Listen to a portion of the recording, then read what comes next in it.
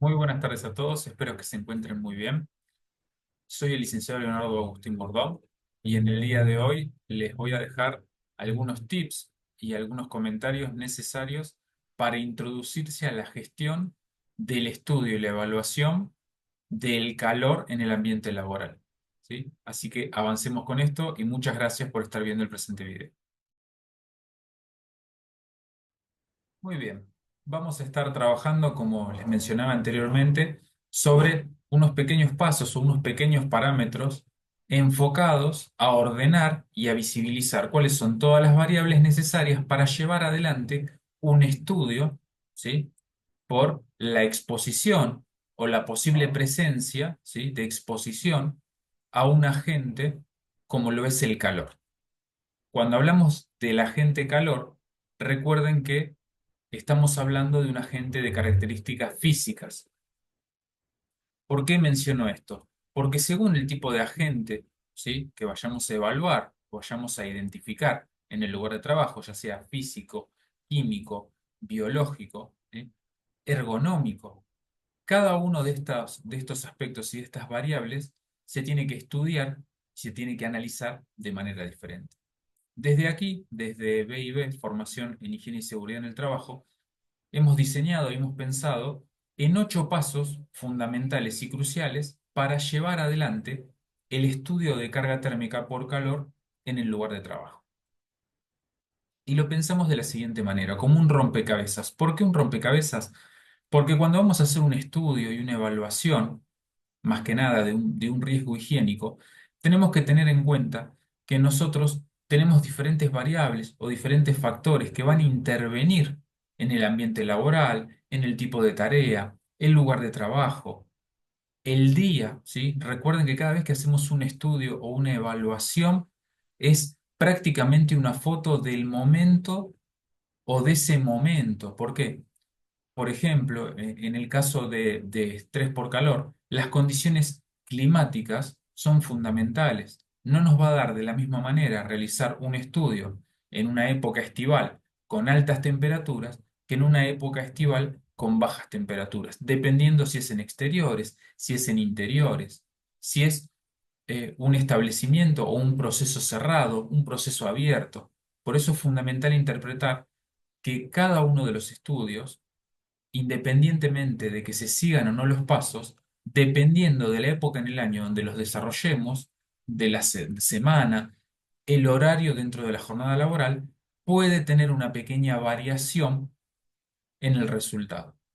Y más si tienen variables que son cuantificables y otras variables que son subjetivas, porque eso depende mucho de la percepción o del estudio y del enfoque de la persona que lo lleva adelante. Por eso lo pensamos desde el punto de vista de un rompecabezas. Cada pieza de este rompecabezas va a dar por resultado una evaluación de posible exposición o no. ¿Cuál es la primera pieza del rompecabezas que vamos a colocar? La pieza que tiene el número 1.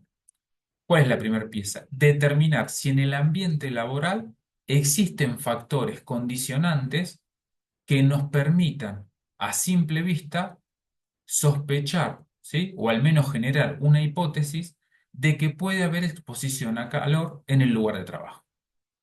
Eso es muy importante. No hace falta hacer evaluaciones de exposición a calor o a carga térmica en todos los ambientes de trabajo. Primero hay que identificar si realmente existe la posibilidad de una exposición relacionada a un tipo de fuente, un tipo de tarea y un entorno laboral. El primer paso es ese. ¿Quién va a determinar esto? ¿Quién puede descubrir esto? Los propios trabajadores, los mandos medios, personal de medicina laboral, personal de seguridad y salud en el trabajo, ¿sí?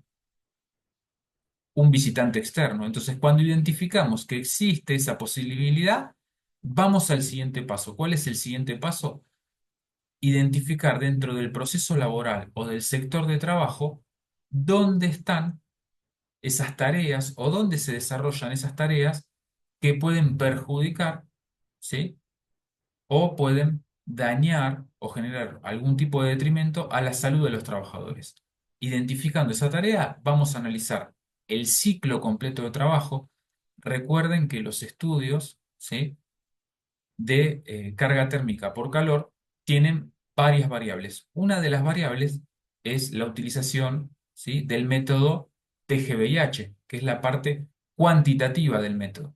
En ese sentido, ¿sí?, hay que tener en cuenta que el método recomienda que las evaluaciones se desarrollen durante un ciclo o que determinemos el ciclo de trabajo dentro de una hora cronológica estándar de 60 minutos. Tenemos que analizar esa hora y determinar dentro de esa hora qué tipos de tareas desarrollan los trabajadores para así elaborar los ciclos de trabajo. Los ciclos de trabajo están relacionados específicamente con el tipo de movimientos o tareas que van desarrollando dentro de ese ciclo de 60 minutos. ¿Qué indumentaria utilizan los trabajadores? Por ejemplo, a medida que avanza la jornada laboral, posiblemente vayan intercambiando elementos de protección personal, o sea que los necesiten en algunos momentos y en otros no. Utilicen ropa de protección de doble capa o no, ¿sí?, dependiendo del tipo de tarea que estén haciendo. ¿Y cuáles son los aspectos particulares? Si esos trabajadores ya tenían experiencia, si estaban aclimatados, si no están aclimatados, si tienen un acto médico, si puede haber algún factor condicionante a nivel médico o alguna preexistencia biológica que favorezca que sean más vulnerables a la exposición. Con todos esos datos, lo siguiente que vamos a identificar va a ser el paso número 3, que es la estimación de la tasa metabólica relacionada con los movimientos.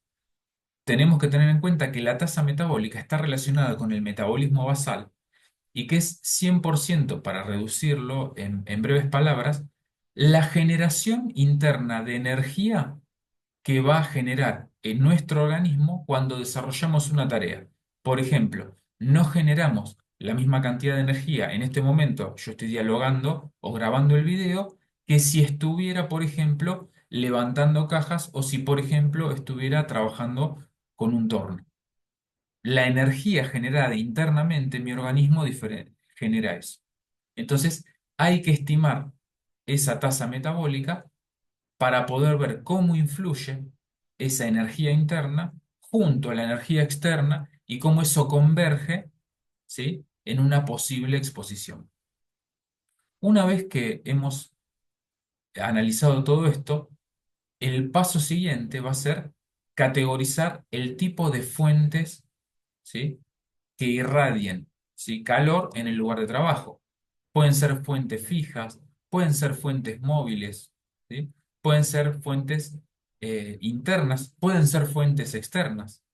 Y eso es muy importante porque al caracterizarlas, al identificarlas, eso nos va a favorecer y nos va a ayudar en el siguiente paso de nuestro rompecabezas. ¿Cuál es el siguiente paso de nuestro rompecabezas? Diseñar nuestra estrategia de muestreo. ¿Por qué hablé y pensé en todos los factores anteriores? ¿Por qué primero identificar la indumentaria, los ciclos de trabajo, la estimación de la tasa metabólica, si están o no aclimatados los trabajadores, si puedo trabajar en grupos homogéneos o no, y recién después hacer una estrategia de muestreo? Porque al separar los ciclos, ¿sí?, de manera adecuada, me permite identificar, ¿sí?, obviamente con un equipo específico para poder determinar estos valores, dónde voy a colocar el equipo teniendo en cuenta los ciclos. Entonces, en cuántas tareas o en cuántas secuencias se divide mi hora cronológica estándar? Dentro de esas secuencias, ¿el gasto o el consumo metabólico es el mismo o es diferente? ¿La indumentaria es la misma o es diferente? ¿El tipo de tarea es igual? ¿Hay descanso? ¿Hay reposo? ¿Hay una tarea más exhaustiva, más compleja para el trabajador? Eso permite que me fije si tengo que hacer 2 muestreos, 3 muestreos, 4, siempre dentro de nuestra hora cronológica. Una vez que tengo el resultado de los muestreos, comparo los valores obtenidos de nuestro TGVIH, ¿sí?, indistintamente si es en interiores o es en exteriores, van a cambiar algunas variables, y además de eso, al verificar la estimación de la tasa metabólica obtenida más el valor del TGVIH, puedo comparar, ¿sí?, esos valores con el paso número 6, que es, en base a los resultados de mis muestreos, de mi estudio y de mi análisis, ver los parámetros normados. Recuerden que al día de hoy, la normativa vigente, ¿sí?, relacionada a la prevención y a la protección de la exposición al estrés por calor, se encuentra enmarcada en la resolución de la Superintendencia de Riesgo de Trabajo 30 del año 2023. Allí tenemos los límites de acción, los límites máximos permisibles y todos los parámetros necesarios. Si comparamos es lo normado contra nuestra realidad, siempre teniendo en cuenta que esa realidad es la foto del momento y del día en el cual hicimos los muestreos, nos va a dar un intercambio para saber en qué situación estamos, si los trabajadores se encuentran o no expuestos y si están expuestos realmente, si están en condiciones de seguir trabajando o tenemos que aplicar medidas de control y reducción de los riesgos. Eso nos lleva al paso número 7. El siguiente paso es establecer medidas de protección y prevención, ¿sí? Pueden ser medidas de ingeniería, pueden ser medidas administrativas, ¿sí? Hay una serie de medidas establecidas, generales y específicas. Bien, una vez que el profesional de seguridad y salud en el trabajo y el profesional de medicina laboral establecen el plan de acción en base a los resultados, tienen que ser documentados, ¿sí? ¿Qué es lo que hay que documentar? El procedimiento, cómo se hicieron los muestreos. Lo ideal sería fotografiarlo, si se puede filmar mejor, ¿sí?, para que quede bien registrado el estudio y todo el proceso analítico para llegar a esos resultados. Al día de hoy no hay una resolución específica, ¿sí?, teniendo en cuenta, cuando digo el día de hoy, es 10 de febrero del 2025, no hay una normativa específica que establezca un documento marco obligatorio para plasmar los resultados. Aún así, si ustedes entran a la página de la Superintendencia de Riesgo de Trabajo, dentro de Mi Argentina, van a encontrar una propuesta de protocolo estandarizado que les permite de manera muy amena, muy ordenada y sistémica desarrollar un documento marco que refleje las evaluaciones que ustedes realizaron.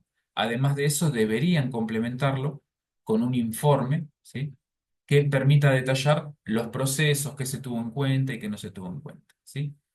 Hasta aquí, estos 8 parámetros introductorios.